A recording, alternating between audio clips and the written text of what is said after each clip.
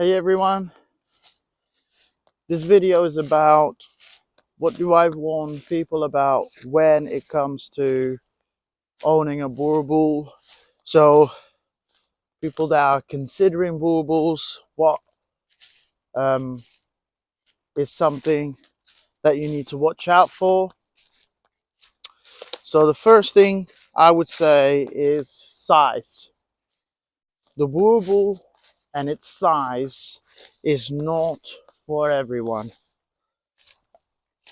They are absolutely massive dogs. Their weight ranges from 60 kilos all the way up to 90 kilos, depending on if you have a male or female. So when it comes to these kind of dogs, you really need to understand what you're going to get yourself into. These dogs are not for your average owners. They want to be in your lap, they want to be around you, and they think that they fit in your lap, but they really don't. They are absolutely humongous dogs with a lot of weight, and they have also a clumsiness about them that potentially can hurt you by accident. So take in consideration the size of these dogs, because they're really not for everyone. You need to be able to handle a big dog like that. Then a big dog like that has also got a character that goes with that size. So these dogs can be very stubborn. So what these dogs need to thrive is they need strong leadership.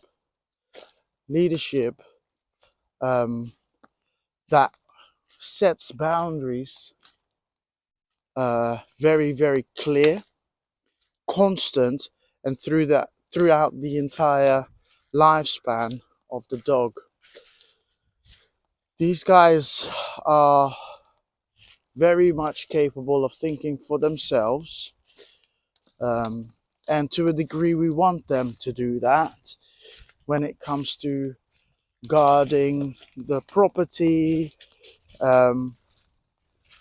but it all needs to happen within the boundaries that you have set as the dog owner. So your leadership is going to be essential, and the reason if this dog is going to thrive in your household, or that it's going to create problems for your household. So take its stubbornness and humongous character definitely in consideration. Then another thing to watch out for is they are velcro dogs. So this one is not a bad thing if you love dogs and that you don't mind them being clingy. For a Boerboel, there seems to be only one space in the room that it wants to sit, which is your foot. My girls, they tend to just want to sit on my foot, even though there's plenty of space within the room to sit elsewhere. They have to lead into you, they have to touch you constantly. Some dogs cannot be anywhere else, so when you're sitting on the toilet, you're staring at your dog's face while you're doing your business. These guys uh, they don't like to be separate from the family. So bear that in mind.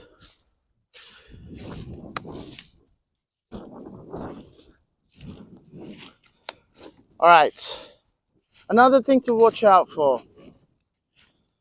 These guys are big dogs. Like I've said before, they are big dogs. And that means that everything is going to be big. The food costs, the insurance costs,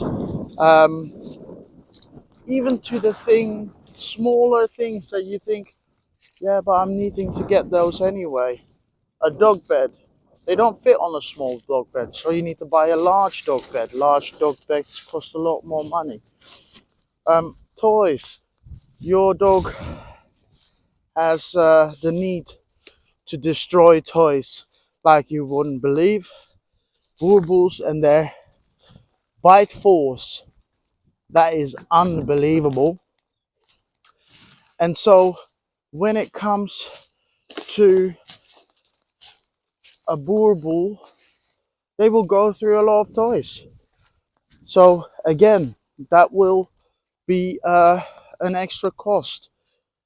Uh, they love to chew, so you will have to find a chew toy that will last, which is not easy for a Boerboel with their bite force. So the vet bills are not cheap either, because it's a big dog.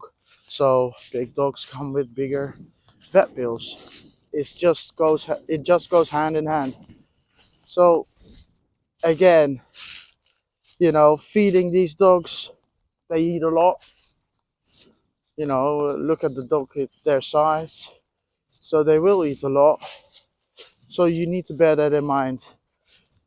The cost of a Boerboel, upfront cost, is nothing in comparison to the upkeep. So understand that when you're purchasing a dog, you purchase a healthy dog, which in the long run keeps your vet bills down. And you purchase healthy dogs by going and purchasing your dogs from reputable breeders, not from your backyard breeders. A Boerboel also needs some exercise. All right, these guys, they don't require the exercise that you potentially have to stick into a high drive Malinois or um, a Labrador or a Retriever. No, they're not like that. However, they do need to have exercise. So when I mean exercise, you go out and you go for a good walk, or let them run around in a paddock, or larger areas where they can blow off some steam.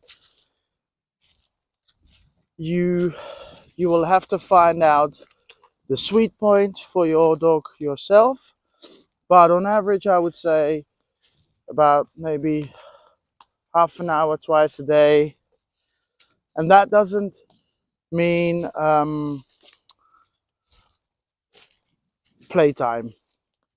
Playtime and throughout the day, your dog might be active, playing around, but that is not your exercise time. So you can't consider that and factor that as your exercise time.